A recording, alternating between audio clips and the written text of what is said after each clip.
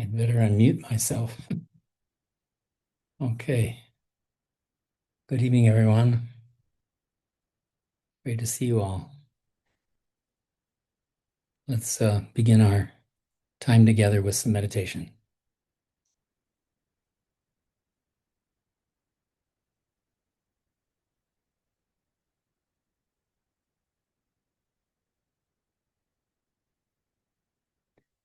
So make yourself comfortable. Feel the space your body occupies inside your skin.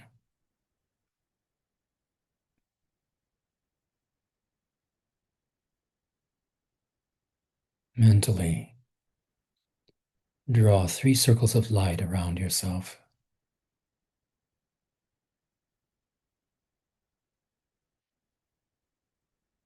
As you enter this most sacred temple,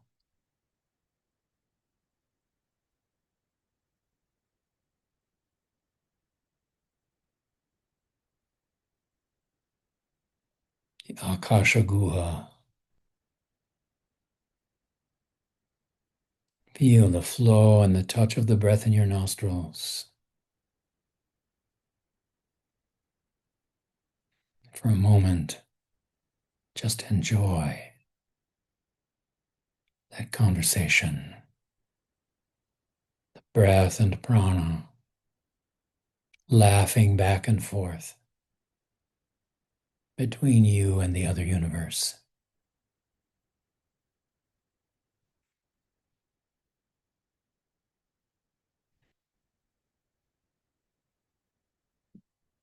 Allow your breath to settle, to become smoother, longer, and more subtle.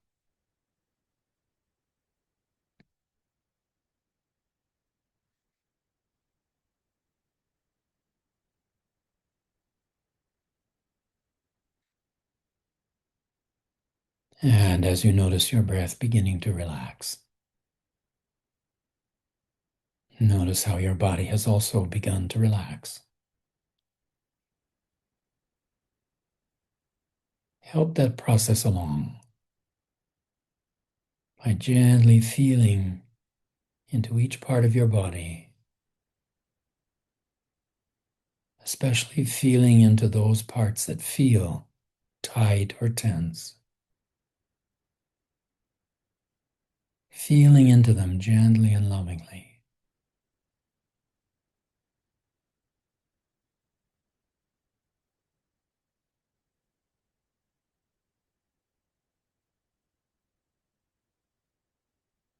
And let the muscles just let go.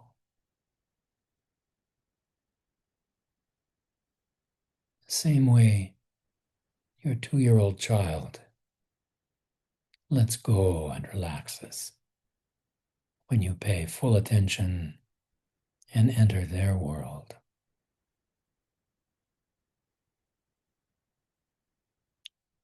Relax the top of your head and your forehead, your eyes and eyebrows, your cheeks and the corners of your mouth.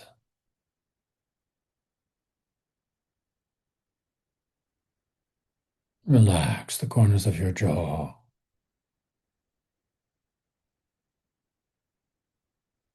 the muscles in your throat,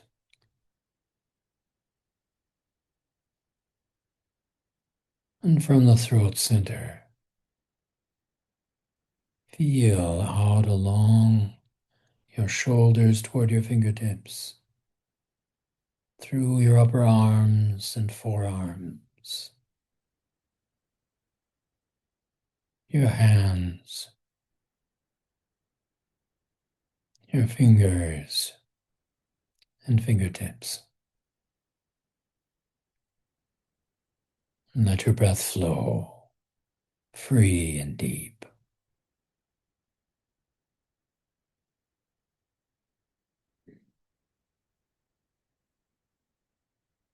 Again, enjoying the sensation of being alive.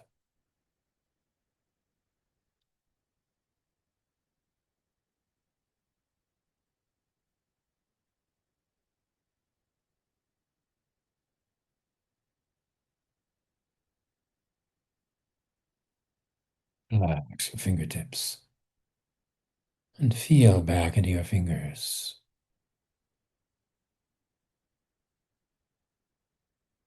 And let your fingers go as if they could just float away. Feel back into your hands.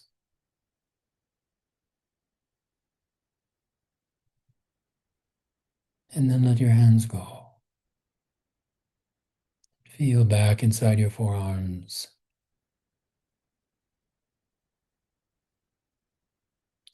Let your forearms go.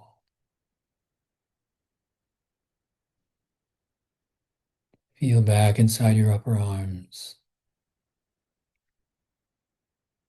Release your upper arms.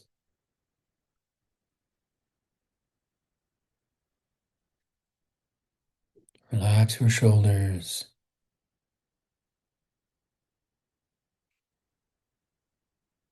And then from the throat center, feel down into your chest. Relax your upper chest and upper back.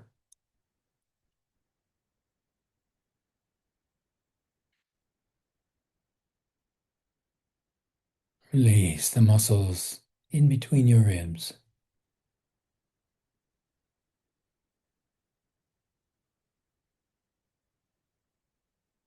And then feel into the center of your chest.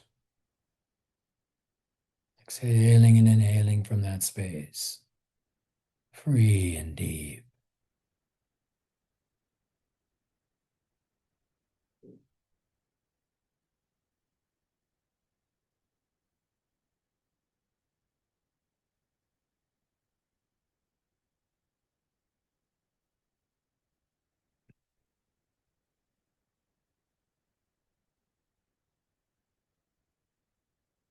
Relax the center of your chest. Feel down into your abdomen. Relax your navel center. And feel into your hip joints,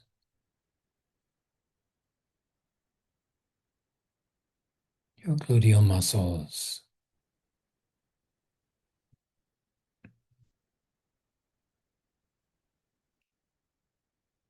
Relax your thighs.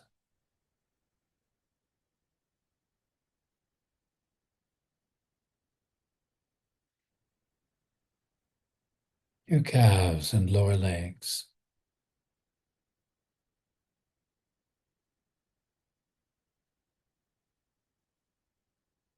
Your feet and your toes.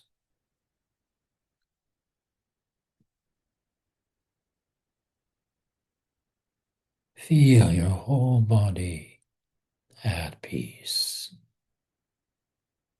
Your whole body breathing, cleansing with the exhaling breath, energizing with the inhaling breath.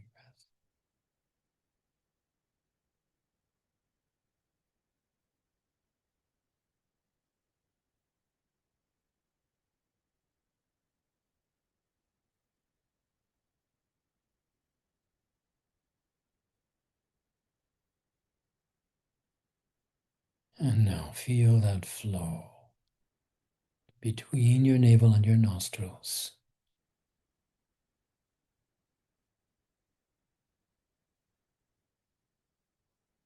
As you watch that quiet, flowing stream, just listen.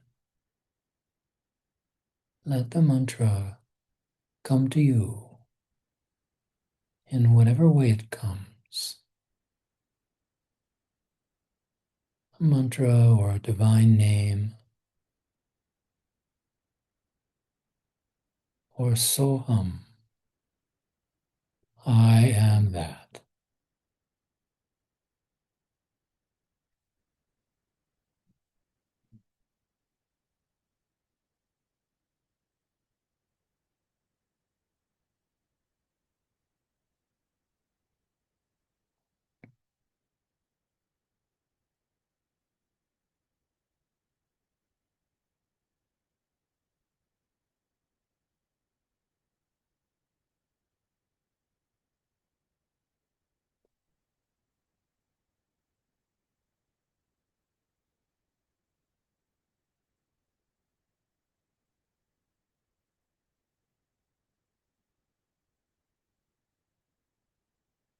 Feel the mantra drawing your mind more and more still.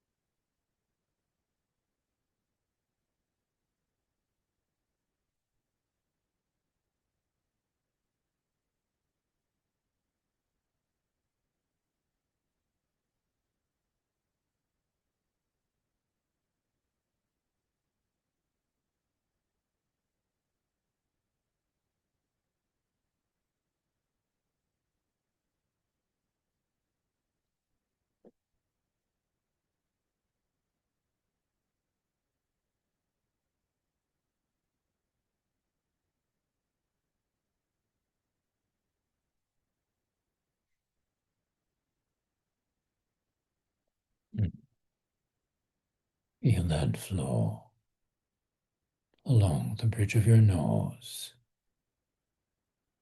between Ajna Chakra and Nasagra.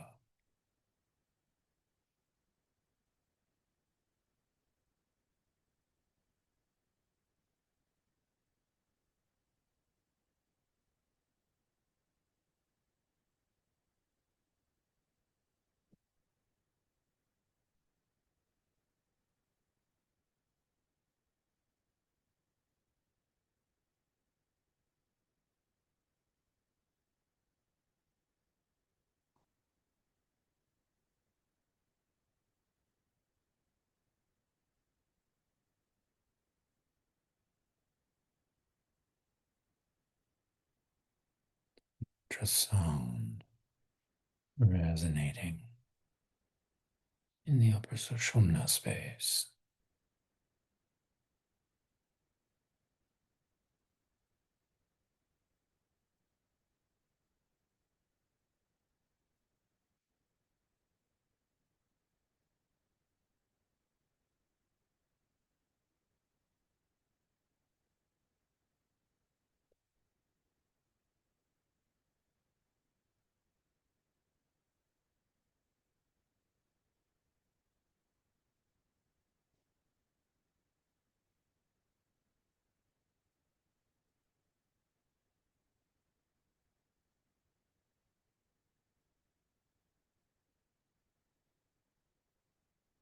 Feel that flow through the left-hand channel in the left nostril.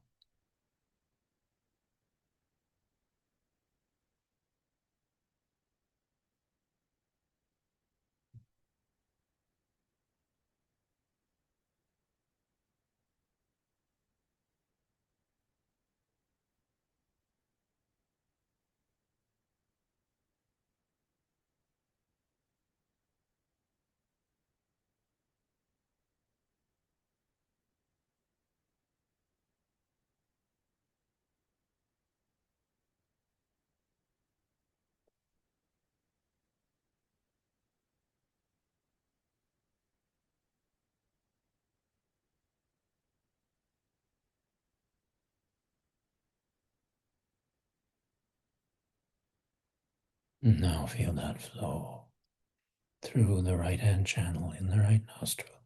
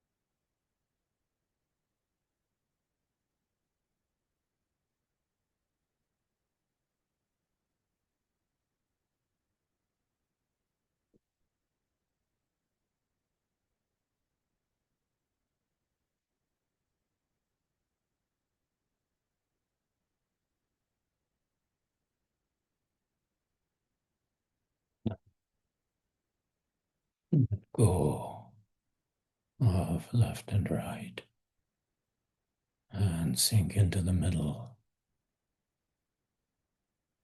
in the Sushumna stream.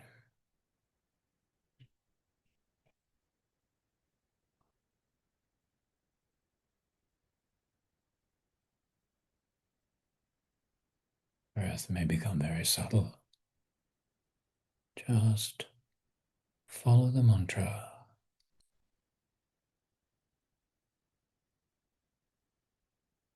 You may feel joyful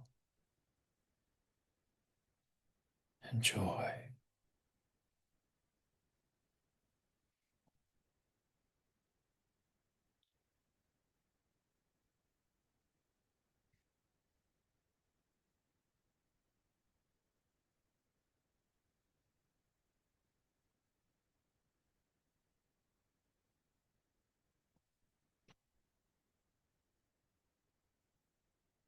And if you feel the draw Shakti to a chakra or to the path along the spine,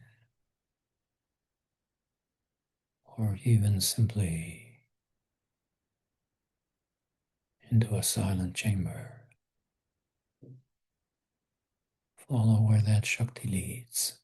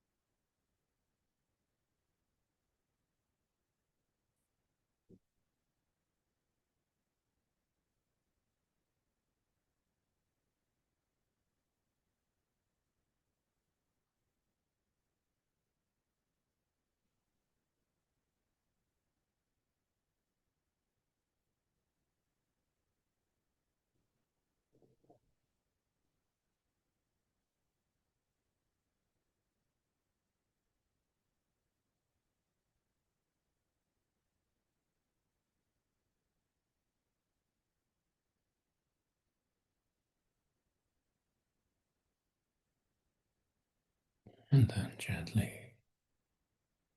let the mantra thought arise again.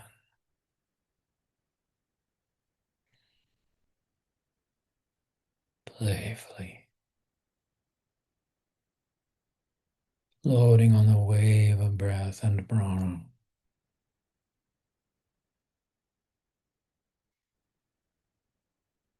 A wave of breath and prana from head to toe.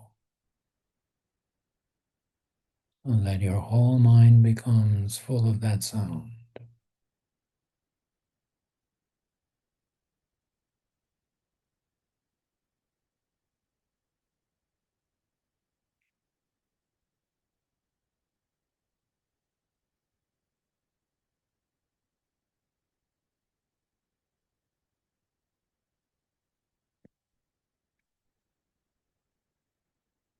Keeping this awareness, let your mind turn gently outwards.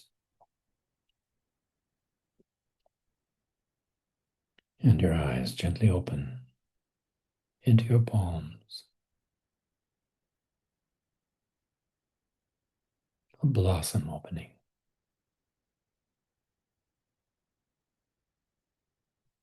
Let your heart fill your palms with fragrant blossoms of gratitude, offered for the well-being of all beings, and with thanks to the Guru, linking us heart to heart, coming to us at every moment, with every breath we take. Om Shanti, Shanti, Shanti.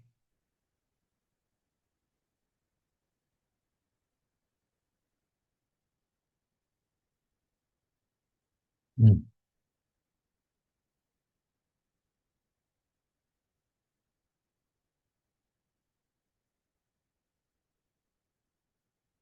Oh, greetings, everyone. We left off for our Thanksgiving break. I hope you all had a lovely holiday at the end of chapter 2. So we'll start chapter 3 this evening. And it starts out with all this joyous celebration, and it led me to an unexpected place. But more about that in due course. We went down to visit friends of ours in Omaha, Nebraska for the holiday. So we had the benefit of this big storm that blew through, and we weren't sure if we were going to maybe make it home on Sunday. As it turned out, the roads were okay. It was a little bit of a harrowing drive on the way between Omaha and Des Moines, 120 miles. Let's see, that would be probably 200 kilometers. We saw 27 vehicles off the road, almost all of them 18-wheelers, and a number of them flipped over. I mean, that storm was apparently quite something on Saturday. So we felt lucky to be able to get home in such good shape. And I was determined to get back so we could meet tonight. But we did have a lovely time and had a chance to bake many pies, so that was good. I made a cranberry curd tart, which I had not done before, which was good. It's like lemon curd, except you use cranberries instead of lemon juice. And it makes a pretty good tart. So as I said, chapter 3 begins with all of this rejoicing. And Chudran begins the chapter by saying that the chapter 3 of the Way of the Bodhisattva is the final chapter on preparing the ground for bodhicitta. Here, Shantideva concludes his presentation of the sevenfold offerings with the final 4 practices: rejoicing, requesting the teachers to present the Dharma, asking them to remain with us, and dedicating the merit. Rejoicing in the good fortune of others is a practice that can help us when we feel emotionally shut down and unable to connect with others. And this is one that I'm sure we've all experienced at some time or other. Uh, Even if it's just a matter of doing some of the Maitri meditations, the metta meditations in the Pali tradition, of wishing wellness on others, peace and good health and joyfulness. She says, I have a friend who, when he begins to get depressed and withdrawn, he goes to a nearby park and does this practice for everyone who walks by. He finds this pulls him out of the slump before it's too late. The tricky part is getting out of the house instead of giving into the seduction of gloom. How many of us have been in that position before? And sometimes just a physical change can make such a difference in our ability to reach out to others with our heart.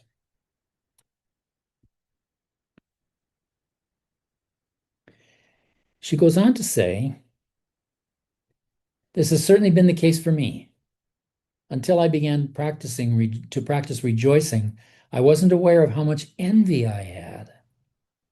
I remember hearing that a colleague's book was rapidly becoming a bestseller and being pained that my first reaction was resentment. Likewise, when I practice generosity, I see my holding back more vividly than ever before. By practicing patience, my anger is harder to deny. For someone on the spiritual path, seeing this can be embarrassing. Here again, we are looking into the mirror and seeing something that we don't like, even in the midst of practicing something that helps us really to feel better, to feel joyful. At that moment, you see the difference between enjoyment and pleasure pain. You experience both things at once. When you enjoy and you wish joy on others and rejoicing on others, there's this aspect of pain that we can see sometimes that's surprising in terms of what we learn about ourselves in the process. Who would have thought that the practice of rejoicing would be a setup for seeing our neurosis, for seeing our neurotic crimes, as Trungpa would say? Our usual response would be to feel that we've blown it. But for aspiring bodhisattvas, this isn't the case. This is really important. Because our intention is to wake up so we can help others do the same. We rejoice as much in seeing where they're stuck as we rejoice in our loving kindness, and also in seeing where we're stuck. And sometimes that work of helping other people see where they're stuck helps us in our own process of growth and development. That's one of the gifts that I got from my profession as a psychotherapist. Serving as a mirror for other people's suffering helped me to deal with my own suffering. And so there really was sort of something in it for me, not in a selfish way, but in the sense that it helped me to see where I was in trouble. There is in the practice of therapy, these two sort of movements of the heart that we talk about. There's this phenomenon of transference, where you transfer onto the therapist usually some part of the relationship that you had with your parents. And a lot of people have poo-pooed this over the years, but even the behaviorists have had to admit that transference really is a fact. And it's an important one to pay attention to, because sometimes it can be the key to understanding what's going on with the client. I mean, given what they're experiencing in transference very often is a big clue to where they're stuck. But there's also countertransference, the feelings that the therapist has towards their client. And believe me, we all have feelings towards our client. There are some people who walk in the door and we go, Oh boy, here we go. And that countertransference feeling that we have about someone is actually our instrument in therapy. Initially, in his account of the technique of psychotherapy, Freud thought that countertransference was always an error. Like Children was sort of saying, was always a mistake on our part. But you think about it more carefully, and very often the countertransference that we have about someone when we're talking with them can tell us important things about what's going on. And understanding how that other person's difficulty hooks you helps you to stay clear. This is a lot of the work that I do in supervision with junior therapists, is helping them to try to figure out what their countertransference reaction to the clients is, first of all, what it means for them, and what it means about what's going on with the client. I grew up in an alcoholic family. If I have a client in front of me who's an alcoholic and they're lying to me, there's a certain feeling I get in my stomach. I don't need any evidence. It's 100% correct all the time. I know they're lying to me, and I don't need any other verification of it. So to the extent that we have have explored and understand our countertransference reactions to people, that really becomes a very sensitive way of understanding what's going on with someone. And I could tell all kinds of stories about my reactions to people and how they guided the process of therapy. But it goes both ways. And part of what's important about that for the purpose of cultivating bodhicitta is remembering that in the midst of this process of wishing people well and wanting to help them with suffering, that we then learn important things about our own suffering and the places that we're stuck. She says, this is the only way for true compassion to emerge. This is our opportunity to understand what others are up against. Like us, they aspire to open up, only to see themselves close down. Like us, they have the capacity for joy, and out of ignorance, they block it. What is that ignorance? First of all, it's I, me, mine, what in Sanskrit in the yoga tradition we call mamatva, mineness. But it's also this attachment to the duality of pleasure and pain, as opposed to staying in joyfulness. And so part of nurturing bodhicitta in ourselves and in others is being able to keep aware of the joyful part, even when part of us is getting hooked by the pleasure and pain stuff.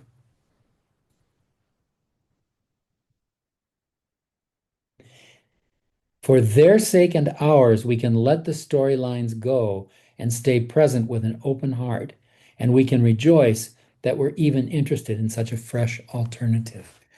That's really the gift that the cultivation of steady state mindfulness gives you in the long term, an ability to stay in that place. Not only to stay in the place of joyful awareness, but also to be able to see where you're stuck in pleasure and pain. And that will usually give you some thoughts about how you might get rid of it. So we come to the first verse in the third chapter where Shantideva says, with joy, I celebrate the virtue that relieves all beings from the sorrows and of the states of loss, and places who languish and places those who languish in the realms of bliss. So she makes a comment about a traditional understanding of this verse in the first paragraph. She says, to introduce the practice of rejoicing, Shantideva expresses his happiness that beings can move from lower to higher realms. According to tradition, beings in samsara are born into 6 different realms. The 3 lower realms are the states of loss, referred to in verse 1. They're characterized by suffering so intense that even though it's dreamlike and impermanent, it seems eternal and inescapable. The realms of bliss refer to the three higher states, including the human realm. Here one has less suffering and therefore a far greater chance of freeing oneself from samsara. If you remember the first syllables of the Gayatri mantra, Bhur, Bhuva, Swaha, roughly equivalent to those more blissful realms that Shantideva is talking about. Bhu refers to the earth, to our phenomenal experience, heaven to our sort of positive sattvic experience, which is, a little shy of enlightenment, and then Swa, the real heaven realm.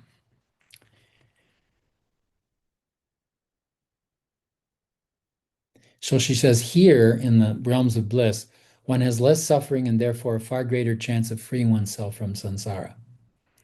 Whether we believe these realms exist as actual places or simply as psychological states is not the point. Either way, it's our state of mind that determines whether we live in misery or bliss. Fortunately, we have an inborn ability to free ourselves from confusion. This is the ever-present possibility of freedom that Shantideva rejoices in here. This is rejoicing in what it means to be human. Because what it means to be human is that you have a choice. You're not bound to live by instinct at the behest of pain and pleasure. You can decide to do something different. You can decide to be joyful. You can decide to be aware. And based on and that ability to choose is what creates our ability to be liberated. And we choose liberation thought by thought and action by action in our life. We might wonder about this virtue that allows us to move from greater to lesser suffering. According to Buddhist teachings, this shift occurs once we understand karma, when we fully accept that the actions of our body, speech, and mind have pleasant or unpleasant consequences. We're motivated to act, speak, and think in ways that benefit us rather than harm us. And I would add to that place us in joyfulness rather than happiness, rather than mere happiness.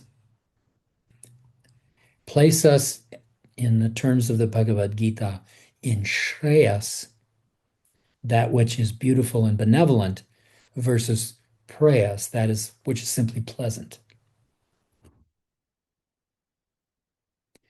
She goes on to say, I have a Buddhist friend who's an inmate in San Quentin prison in California. One day he was being harassed by a guard, but he did not retaliate. The other men saw this and asked him how he kept his cool. The other men, he told them that if he made the guard madder, he might go home and beat his children. This kind of virtuous and compassionate understanding Shantideva refers to in his opening stanza, and Shantideva goes on from here. And I rejoice in virtue that creates the cause of gaining the enlightened state, and celebrate the freedom won by living beings from the round of pain. And in the Buddhahood of the protectors I delight, and in the stages of the Buddha's offspring. Shantideva, she says, rejoices in the possibility of gaining the enlightened state. In verse 2, this refers to the arhats and their experience of personal liberation.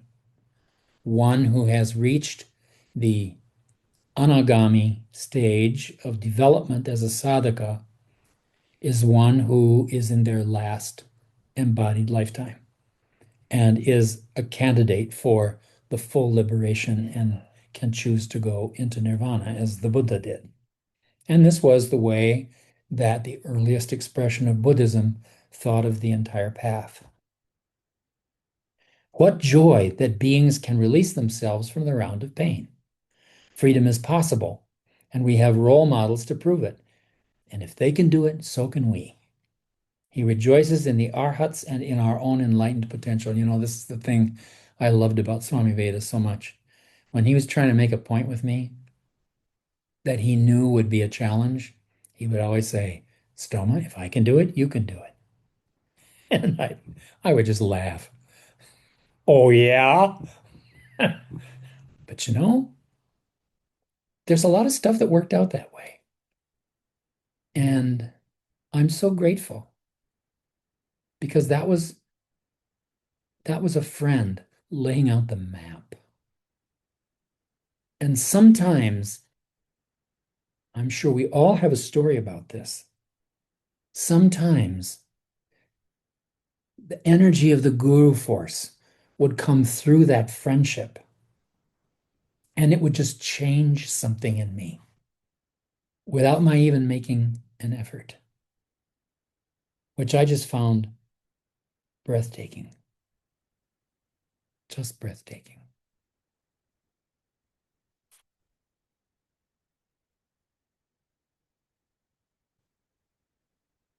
In verse 3, he delights in the full Buddhahood of the protectors, as well as the partial enlightenment of the bodhisattvas.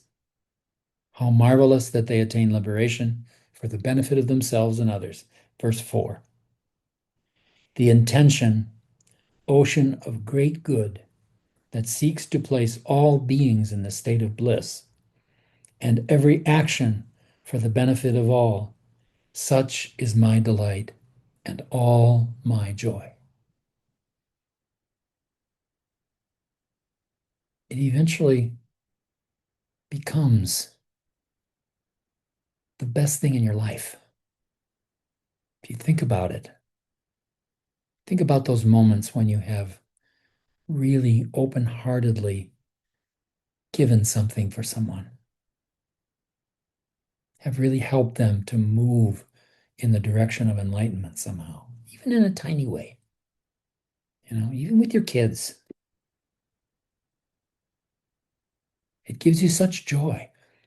And that can become the whole motivation for living your life. The ocean of great good, she says, refers to the aspiration bodhicitta. Once the intention to awaken for the benefit of others becomes our guiding principle, even emotional upheavals won't lead us astray.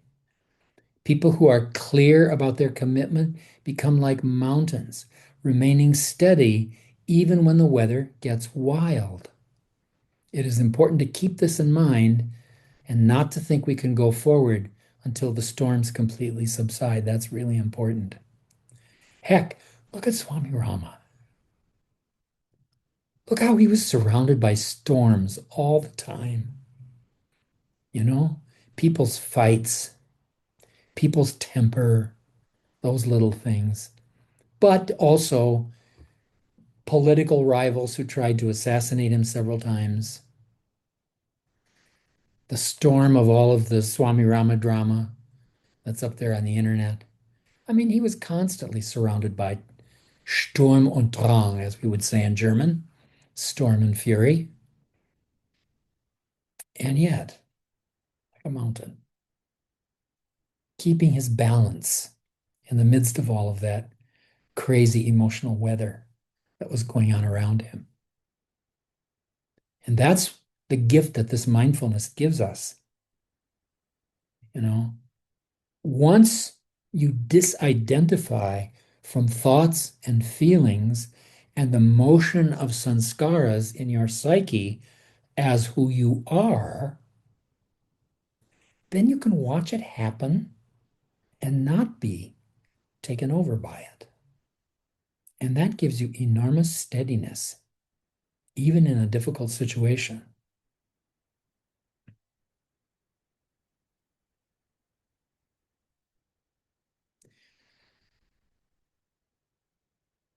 Let's see.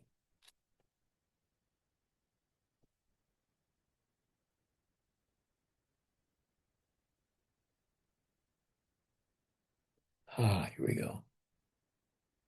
Now, the reference to all beings may sound unreasonably vast, but really it's just a way of looking out at the world to see if there's anyone we detest, anyone we fear or can't stop resenting.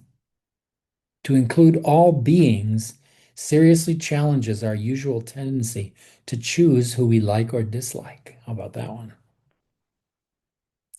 Whom we wish to see prosper or fail. These old habits die hard. So while holding the intention to benefit all beings, excluding none, we take it one step at a time. Definitely, we take it one step at a time. And here's the interesting part. I read a series of articles about a woman whose main practice was to stop hating political leaders.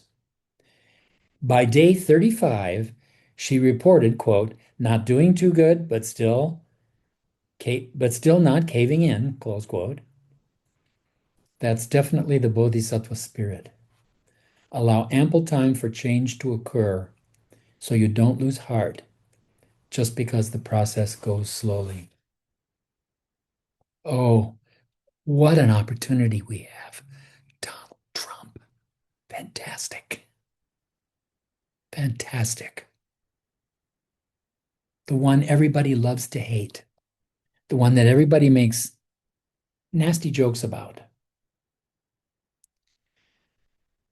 I have to stop myself sometimes because I have as much problem with his behavior as anybody else does. But I also, as I often have said, recognize that this is a person who has never in his life known 1 second of real love or real joy.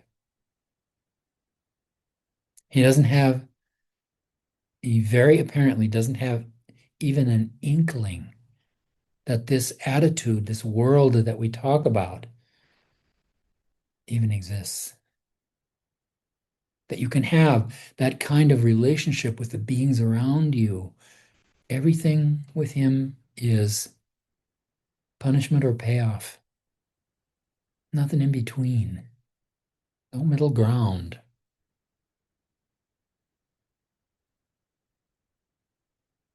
And when I think about it in those terms, I have a lot of compassion because I know, I mean, I've worked with a lot of people who are very narcissistic, not many of them as difficult as he is, but I know the dynamics.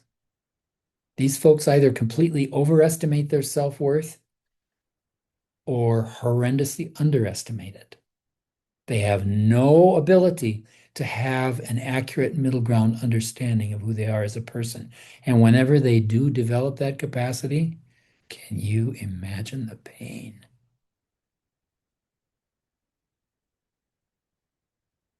If it actually did get through that ego that he was such a loser, he'll suicide. I'm quite sure of it. Either that or he'll figure out, his unconscious will figure out some way to suicide from inside. Won't be pleasant when he finally is able to look in the mirror. My job as a therapist was always to get those folks to slowly, slowly look at themselves in the mirror from way across the room, just a glance, and gradually to increase their ability to do that until they could really see their pain. And that moment is really awe-inspiring, I tell you. There was one guy I worked with who took 10 years. I think I put the story in the book. This guy had a narcissistic personality that was built around the grief that he had about losing his father when he was 4. And all of a sudden, he had to be the father in the family. His mother had a very severe mental illness. And so he had to be the parent for everybody, including his mother. Somehow he managed to grow up and go to school and have a really good career. But inside was kind of empty. And at the moment when we finally got to that childhood pain, to that particular trauma,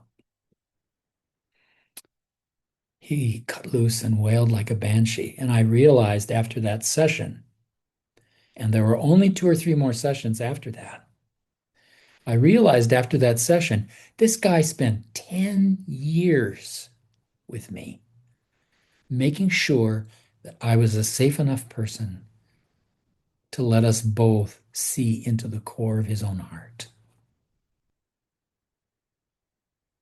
That is awe-inspiring. And in the end, once it actually happens and the explosion is over, it's a real occasion for joy and celebration. So I think that's a wonderful practice. Really focusing on the people you resent and getting into the business of gradually reducing those resentments that you have towards other people. You know, it allows you to look at that person we have in the president, for example, and see something hopeful. You know, when he was talking to Mamdani the other day in the White House, a whole different guy. It was a whole different guy. Now it's debatable how much of that was genuine and how much of it was political posturing, who knows?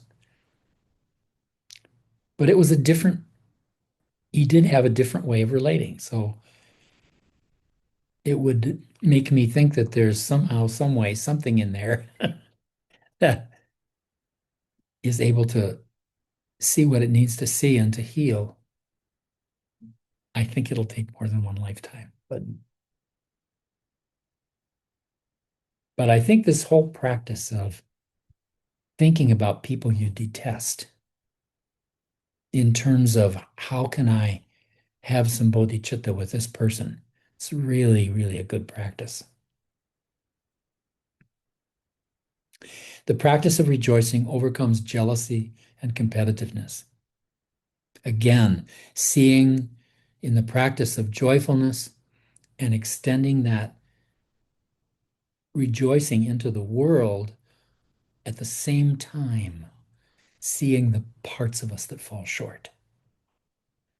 This is accomplished by heightening our unbiased awareness. I would say our unbiased mindful awareness of those very qualities we wish to deny. Verse 5. And so I join my hands and pray. The Buddhas who reside in every quarter, kindle now the Dharma's light for those who grope bewildered in the dark of suffering. You know, Trump's trapped. He's trapped in a bag of McDonald's, you know? Um, and he would benefit by our prayers. And that's why so many clergy that I know with the right spirit do sincerely pray for him. Here, Shantideva presents the fifth of the sevenfold offerings, the practice of requesting teachers to clarify our understanding of the Dharma. Asking the wise to illuminate our confusion overcomes wrong views, such as believing that people are basically bad or that karma is a punishment bestowed on us by outer forces. Getting over this idea of so-called original sin, for example, or putting a moral valence on the process of karma, talking about good karma, bad karma. It's just karma is karma. It's karma karma. Just like what kind of yoga do we practice? Yoga yoga. Karma is just a thing that happens. And it happens with us because our choices give way to pleasure, seeking pleasure and avoiding pain. That's what gets us into it. We choose to go down the wrong path. And that's what creates our suffering, what creates our bondage. And it is this bodhicitta, this frame of mind that stays anchored in joyfulness, even in the midst of emotional fury, that gives us the ability to be steady and stable and to observe what's happening, even as we experience it, without trying to make it go away and without trying to make it good. Sometimes you can't make it good.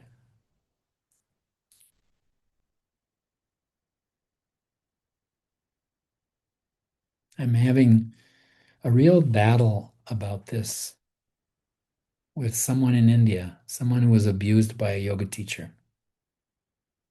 And unfortunately, the recourse to a legal solution to the problem or even to an organizational one is blocked for various reasons that I don't need to get into. But this person, I'm trying so hard to get her to understand that it's not about God punishing her. This is a 45-year-old woman in India who isn't married and who hasn't had any success finding a husband. And obviously there are reasons for this, um, but that puts her in a position where she feels like God is punishing her. Her father died 3 years ago. It was time, it was his time. He was in his late 70s and his body was worn out. But then the next year, her brother dropped dead in front of her, had a cardiac arrest at the age of about 30 something. And this now has her absolutely shriekingly terrified of death at every moment. She keeps messaging me that she doesn't want to live. And so far, I have not been able to help her find a way out of this terrible bondage that her mind is in. I keep telling her, God doesn't have anything to do with this. Really doesn't. That's not what God is. God isn't there to sort of supply our pleasures or protect us from pain or punish us, as being good or bad. We're just who we are. And we carry the karma we carry. And it's just a matter of working our way through that over a fairly long span of time, but eventually you get there. And that's just so hard to get across. So I pray for me. In that situation, I need all the help I can get. In verse 6, Shantideva introduces the sixth practice, asking the teachers to stay with us and not dwell permanently in nirvana. Without these examples of wisdom, it is difficult to connect with our own potential. Wisdom and compassion are always accessible to us. Yet without some example of what's possible, we rarely tap into our inner strength. Great teachers often provide our first glimpses of the expansiveness of our mind. If they remain with us, we have living examples to remind us of our wisdom. Thus, tradition says, this practice overcomes the fear of remaining in ignorance and confusion forever. Swami Veda was a wonderful example. We just think of all the ways that he modeled this way of being for us.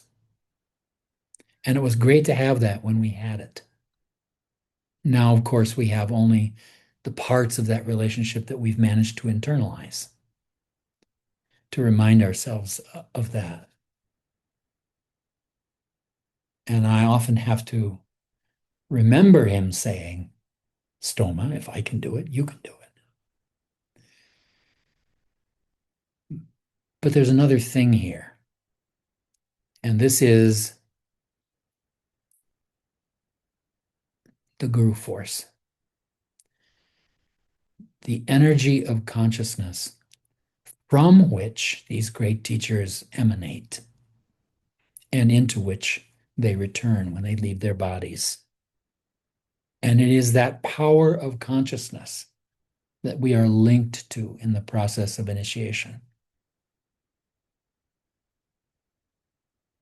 That is such a precious gift. And it will follow you. I mean, the guru, when they accept a disciple, they make a commitment to see you through to your enlightenment. And they may not be able to make it in one body, probably not for most of us. But they come back in body after body, again and again. And most of us probably have some inkling of how that has worked between us and Swami Veda and Swami Rama over the great span of time and incarnations. It's like none of us really know much of the specifics of all of that, but there are times when we can feel it. And that's the part about the teachers remaining with us. Their example and their time with us, serving as a living text. And this is one of the definitions of a scripture in the yoga tradition, is the actual living presence of a guru, of an acharya, a realized acharya. They are a living book. And part of what that does is to help us to internalize the attitudes and to begin to sense that ability of our consciousness to expand. And this is where we start to talk about these levels of initiation that we go through periodically. The lowest of those is our mantra initiation, our mantra diksha. For most of us, we don't feel much of an energetic, most of us don't seem to feel much of an energetic push at that moment. I have heard some people report to me that they did, which is wonderful. And it also taught me that sometimes the guru will give something special to someone, and that way I know it's not coming from me. I sat there in a mantra initiation. One time I sat there and the person I was with could not hear me or open up their eyes for an hour. Something took them completely inside for an hour. And I learned, okay, I just have to sit there and wait for them to open their eyes. And the initiation is a place where that power of consciousness comes to us. We have prepared a way to create an opening through which that energy can show us what's possible. An initiation isn't actually raising you to a higher level permanently. It's giving you a vision. It shows you what the goal is. And then you have to find your own way. That's the hard part. That's the sadhana part. That's why these initiations don't come along very often, because it takes most of us a while to be able to get back to that place. And it's okay that it happens that way.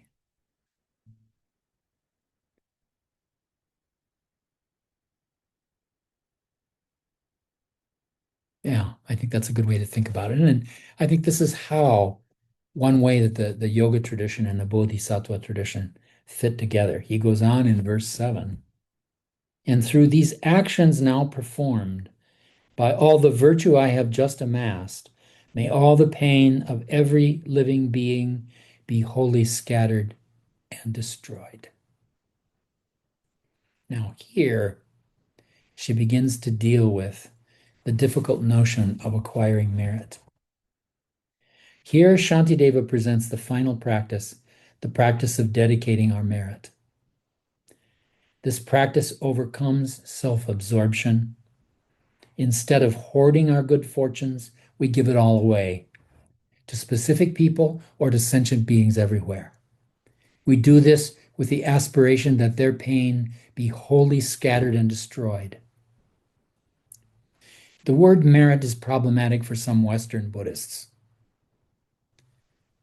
And here is part of the reason why I'm so careful about giving a moral valence to these terms like sin and confession and the way that we've been talking about this stuff so far.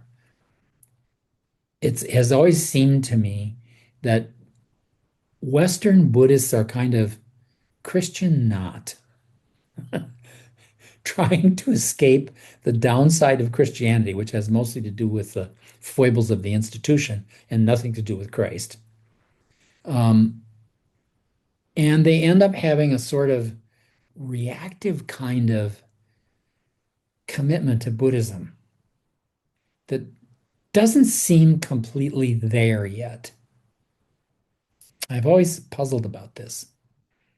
So she says the word merit is problematic for some Western Buddhists. To say that doing virtuous acts will make everything go smoothly for us in the future just isn't that convincing for some of us. Some may find Trungpa Rinpoche's ultimate view more accessible. Accumulating merit, he says, depends on letting go of our possessiveness altogether. This can't be done with a business deal mentality. If I do good, then I'll go to heaven, right? It's not like putting money into a savings account for our retirement years. Merit can only be accumulated by letting go. So here, this idea of merit is not about just grabbing goodness, because this is, of course, the subtlest place where our mamatva becomes a problem, our possessiveness. From this point of view, sharing the merit means surrendering completely with an attitude of letting whatever happens happen. If it's better for me to have pleasure, let me have pleasure. If it's better to have pain, let me have pain. We aren't collecting anything for ego to hold on to, quite the opposite. In verses 8, 9, and 10, merit is dedicated with specific intentions. First, Shantideva dedicates merit to the sick. If someone you love is ill and suffering greatly, for example, you're willing to give away all that you hold dear with the aspiration that they benefit from your sacrifice. So, verse 8, for all those ailing in the world, until their every sickness has been healed, may I myself become for them the doctor, nurse, the medicine itself. Let me have a relationship with them at whatever depth I can function. Maybe I can be a doctor. Maybe I know how to solve the problem. Maybe I can be a nurse and comfort them, no matter what. Maybe I can actually be the medicine. Verse 9, raining down a flood of food and drink, may I dispel the ills of thirst and famine. And in the ages marked by scarcity and want, may I myself appear as drink and sustenance. I think of Jose, I can't remember his last name, the World Central Kitchen. The guy who goes, what's that? Jose Andres. Right, Jose Andres, that's right. You got it. What an incredible person. Just goes to whatever disaster is happening and sets up a kitchen and starts feeding people, no matter what. He even did this in Gaza. In Gaza, where nobody can get any food. How did he manage it? Incredible. In verse 8, he gives three examples of how bodhisattva might manifest as a doctor, nurse, as medicine itself. His aspiration is not only to help people who are physically ill, but also to help those suffering from the sickness of craving, aggression, and ignorance. Thus, he longs to help with material things, such as medicine, food, and drink, and to bring benefit to the deeper level of spiritual nourishment. The main point is not to hold back for fear of ending up with nothing yourself. The final dissolution of mamatva, the sticking point for so many people about real renunciation.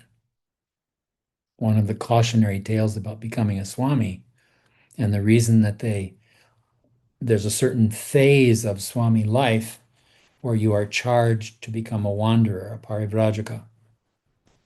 You have one change of clothes, a walking stick, a water bowl, a begging bowl, and maybe a blanket. That's it. You go from place to place and never spend 2 nights in the same place, except during Chaturmash, during the 4 months of the monsoon, when it's just not really reasonable to be traveling around in the storm. Then you can settle down and maybe do teaching. But what happens is, you lay your blanket down to sit on and you think, oh, the sun's really hot. Maybe I should build a little hut here. So you build a little hut. And pretty soon start thinking, oh, well, I can gather all these fruits and berries and stuff to eat, but if I had a cow, it would be so much easier. So you get a cow, and I mean, pretty soon you got a whole farm around you and a whole lot of things to take care of that you never anticipated. And so it's tough to really let it all go. It's a real challenge.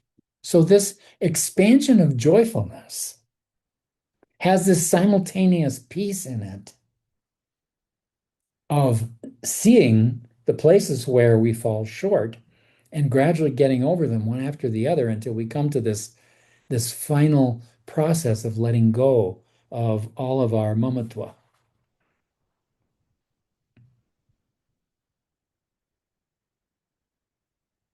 Here, Shantideva dedicates merit to the poor and destitute. Oops, I skipped over a verse. Verse 10. For sentient beings poor and destitute, may I become a treasure ever plentiful, and lie before them closely in their reach, a varied source of all that they might need. Here Shantideva dedicates his merit to the poor and destitute, again on both the material and spiritual level. A bodhisattva might appear as a treasure, a shelter, a nurse, or anything that relieves our pain and opens our eyes to the bigger picture. In the story of the great Indian Buddhist master Naropa, his teacher Tilopa appeared to him in the form of a maggot-ridden dog.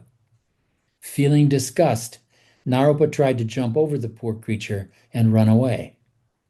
Immediately the dog changed into Tilopa, who said, if you have aversion for sentient beings, how do you ever expect to awaken from the sansaric mind? Anything that awakens our compassion or wisdom serves as a bodhisattva. Verse 11, my body thus, and all my goods besides, and all my merits gained and to be gained, I give them all away, withholding nothing, to bring about the benefit of beings. This is the vow that a Swami makes during their initiation. The ritual begins with the Shraddha rite, with the beginning, with the saying of one's own funeral. You say your own funeral, then there's a whole series of homa offerings where every part of your body and mind and soul are offered into the fire of knowledge. Just totally burn you up. And then once that's complete, then you go down to the river, you remove your clothing, the clothing of the old life, and throw it away. You take 3 dips in the Ganga, and then you climb out, you take 5 steps towards the Himalayas. And at that point, you sit down, and your sannyasa guru gives you a new name. You are reborn. You're a new person. And you also get a sentence for contemplation from the Upanishads.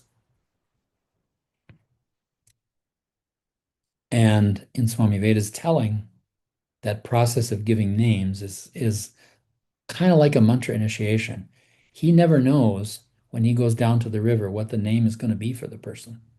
It only comes to him right when he comes and puts his hand on the person's ear. This is what happened with Ritawan. And what came to him was this funny name, Ritawan. Now, in the Veda, there's this term Ruta related to the English word right, which means the natural pattern of things. The meaning of it is very much like the Tao in Chinese philosophy. And Ritavat, the vat or the van on the end, is a possessive suffix. So Ritavan is the one who is possessed of Rita. Except it wasn't Rita that came to him, it was Rita. It came as a feminine, Rita came as a feminine word. So afterwards, Swamiji went back to his room and he said, that's weird. I don't even know if there's such a word in the Veda. So he went back and looked, And sure enough, he found two places where Ruddha appears in the feminine with ah at the end. So this is where Swami Vrindavan got his name. So it's that just letting go of everything. Children goes on, this is Shantideva's instruction for developing a refreshingly generous mind, a mind with the power to overcome clinging and the I want, I need self-absorption. It's as close as we ever come to giving up everything that's me or mine. The journey to enlightenment involves shedding, not collecting. Remember Trungpa's essay on spiritual materialism, where he says, we're all antique collectors. And some people collect Tibetan antiques, and some collect Chinese antiques, and some collect European antiques. But the bottom line is we end up with a house full of antiques. Rather than being able to find one thing to concentrate on, he said. So it's a continual process, she says, of opening and surrender, like taking off layer after layer of clothes in the sannyas ceremony, shedding your clothes, until we're completely naked with nothing to hide. One of the personal contemplations that means a great deal to me, it's a little secret about the inside of my mind, is to ask the question, what does it really mean to be naked with God? There are a couple of interesting creation stories in Genesis. There's the one we're all familiar with. There is another story where Adam and God are walking together in the garden. Now, this is before all the stuff with the snake and the apple and all that crap, that misogynistic crap. And so, obviously, at that moment, Adam is naked and so is God. So, what does it mean to be naked with God? This is the thing in our sexual life, the mystery that creates the gateway into spiritual experience in our sexuality. We take off our clothes, yeah. But then at a certain point in the experience, if we're really going into it wholeheartedly, we lose even our body. We become one body. And at that moment, you lose your mamatva. That's why the whole business about the practice of celibacy is such a big deal, because it's such a powerful thing in that regard.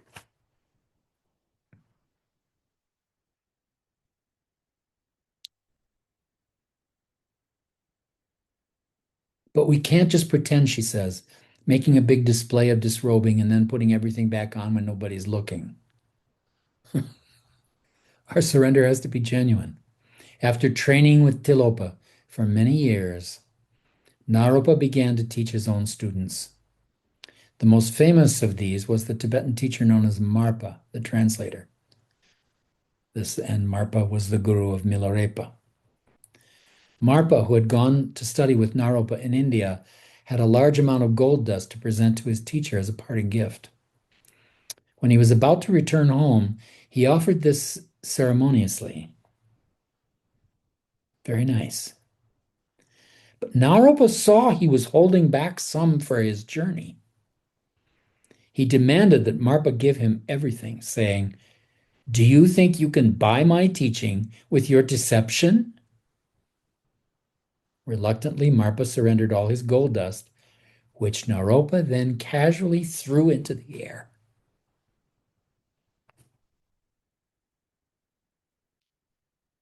That's what the guru does with your merit. Gone.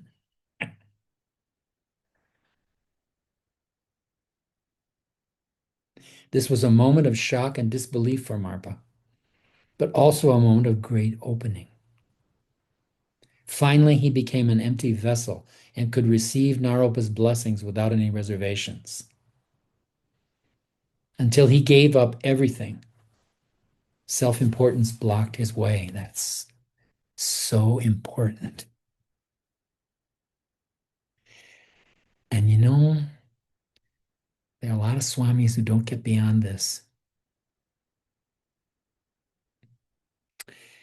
There's one swami I really admire. I keep my eyes peeled for people that I can watch and who maybe are the real deal. And Swami Veda was one of those people. But another one is someone who came to the opening, the dedication of SRSG back in 2004. We had a big celebration, and Swami, a very great Swami, Satyamitrananda, who had been a Shankaracharya, came, and one of his disciples was this beautiful Swami named Avadeshananda Giri. You can find him on Facebook, actually. And Avadeshananda, he just had this light in his face. He was really a remarkable person. One of the ways that I saw that this was maybe somebody who was the real thing was that in general, the women swamis at the ashram get treated very badly by the swamis in Arakara. They are so misogynistic. It's just really painful to watch.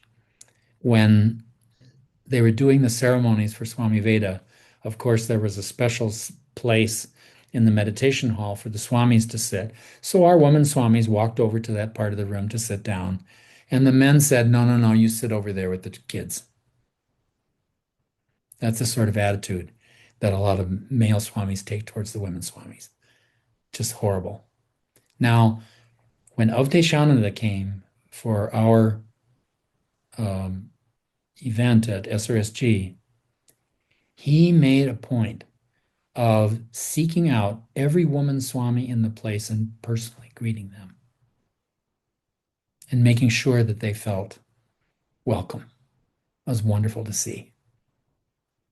And most of the time he's teaching in Hindi when I happen to find something about him on Facebook. But you can tell just by watching him what a heart he has in the teaching that he's doing. He has a lot of authority too. I mean, he's called the Acharya Mahamandaleshwara of the Juna Akhada. Now, these Akhadas this is a quasi-military way of organizing swamis where the Mahamandaleshwaras are sort of brigadier generals. Swami Veda was a brigadier general in the Swami army. And he had all these other swamis that he was responsible for in his mandala, Mahamandaleshwara, his circle of swamis. And part of these swamis were a group of Naga sadhus. These Naga sadhus are lower caste people who were brought into the orders in the years after the beginning of Islamic invasions to practice the martial arts of India and defend swamis and women from Muslim assassins, which is why Nagas have such a tough reputation. And I mean, they are tough. They still preserve those ancient skills. But anyway, Avadeshananda was one of the ones that just seems to me to be very much for real. She goes on, this was a moment of shock and disbelief for Marpa, but also a moment of great opening. Finally, he became an empty vessel and could receive Naropa's teaching without any reservations. Until he gave up everything, his self-importance blocked the way. Paul, the apostle, the great persecutor of Christians,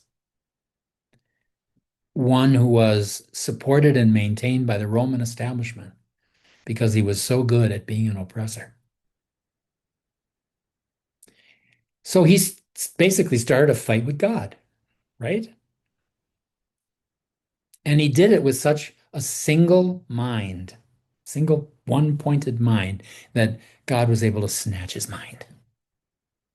the guru threw him off his horse on the way to Damascus, made him blind, deaf, and dumb, and immobile for 3 days, during which he had an interior experience of direct contact with Jesus the Christ. He became an empty vessel.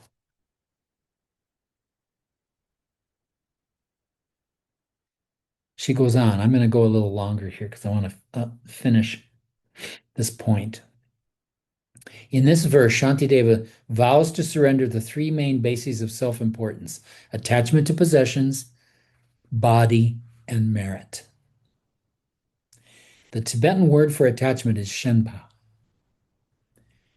Jigar Kongtrul describes it as the charge behind emotions, the charge behind I like and I don't like, the charge behind self-importance itself. Shenpa is the feeling of getting hooked, a non-verbal tightening or shutting down. Suppose you're talking to someone and suddenly you see her jaw clench. She stiffens, her eyes glaze over. What you're seeing is Shenpa, the outer manifestation of an inner tug, the subtlest form of aversion or attraction. We can see this in each other. More importantly, we can feel this charge in ourselves. Possessions evoke Shenpa all the time. We're afraid of losing them, breaking them, or never getting enough. It doesn't have to do with things themselves. It's the charge behind wanting them or being afraid they'll be taken away. Oh my God, I'll lose everything. To get hooked in this way is completely unreasonable, as if the objects of our desire could provide security and lasting happiness. You meet those desires, and they come back 5 hours later. Nevertheless, Shenpa happens. It's that sticky feeling that arises when we want things to go our way. Our bodies also provoke Shenpa. It manifests in various ways. It's the anxious feeling that's triggered by our health, our appearance, our desire to avoid physical pain. Personally, despite my sincere aspiration to alleviate the suffering of others, my willingness sometimes falls apart at the slightest discomfort. This summer, for instance, I hesitated to help a bird caught in a rose bush for fear of being pricked by thorns.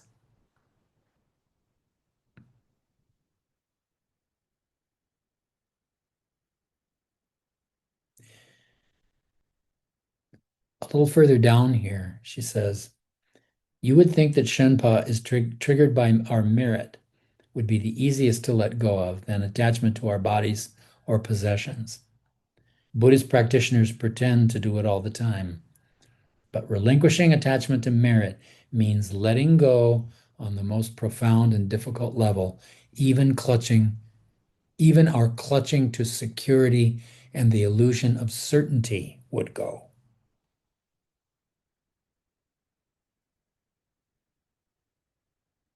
This is the dark night of the soul. This is the experience of St. John of the Cross in the transition from worldly life to divine life. There's a period in there. Once you have really let go, you really are alone. Naked before God in the exposed sense, not yet in the loving sense. This is Jesus on the Christ. Father, why have you abandoned me?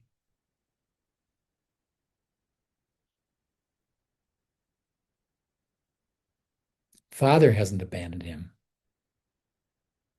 His ego has abandoned him. And for the moment, he feels completely naked before the transformation can occur.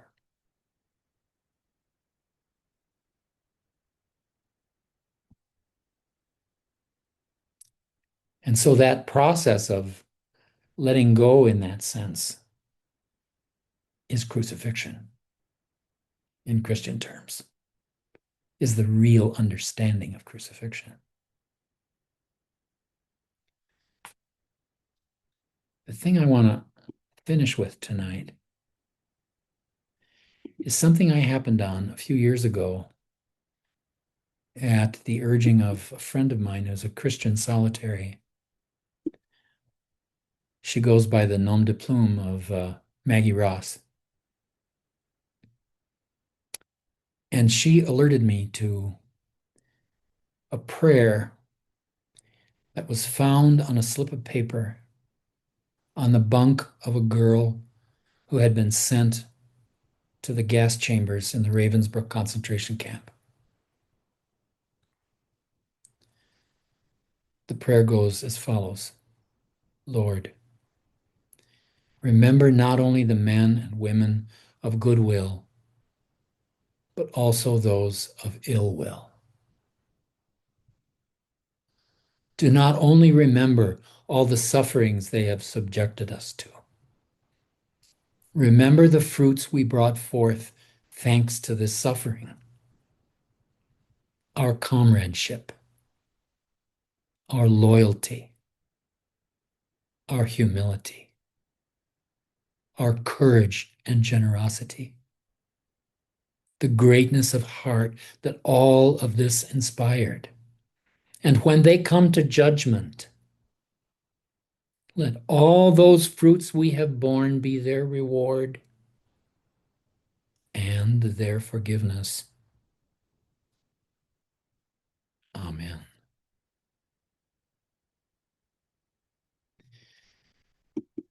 Now that's a prayer, don't you think? That's an ultimate letting go. That's an ability to really see through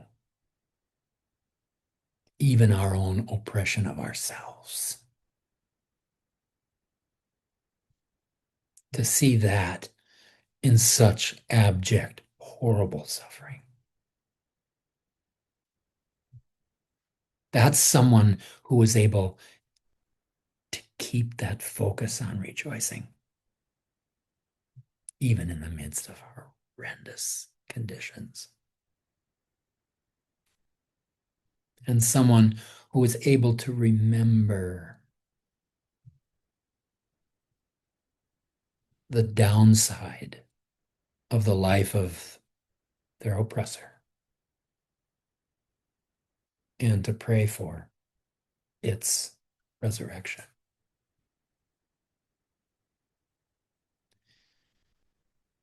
I often think about the effort of maitri, amity, friendliness in life, as the aspiration eventually to have no enemies,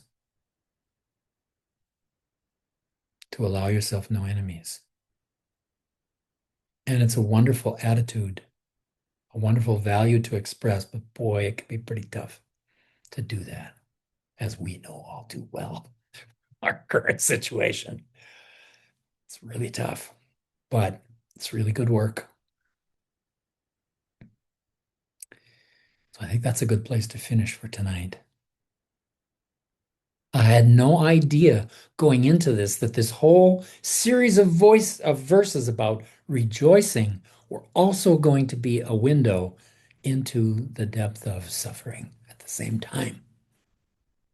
I think that's an amazing aspect of looking into this work. This is really such an incredible text. I can see why Swami Veda loved it so much, because he lived it so much, you know? Yeah.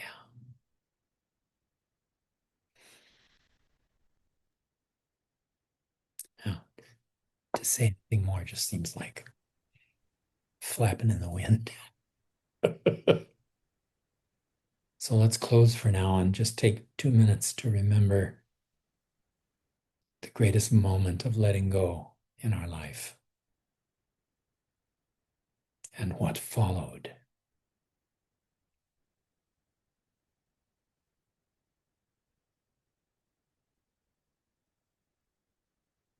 And keep your mind there for the next 2 minutes.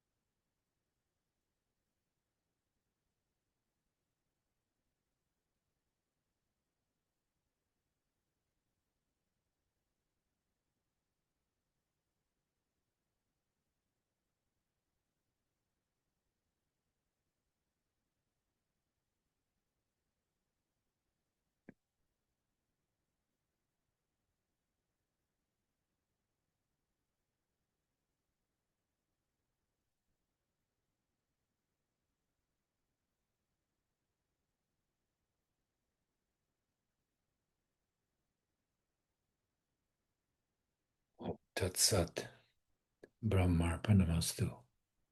Om Shanti, Shanti, Shanti.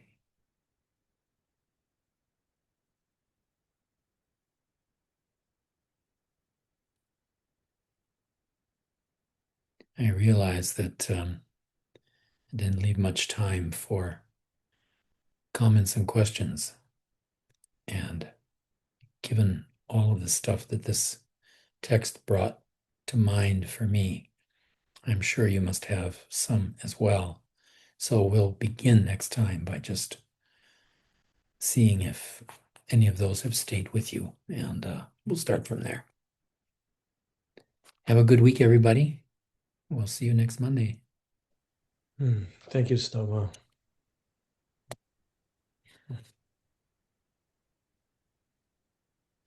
Thank you, Swamiji.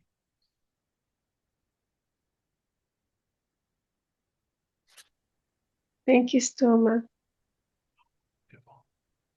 Grazie, Stoma. Prego.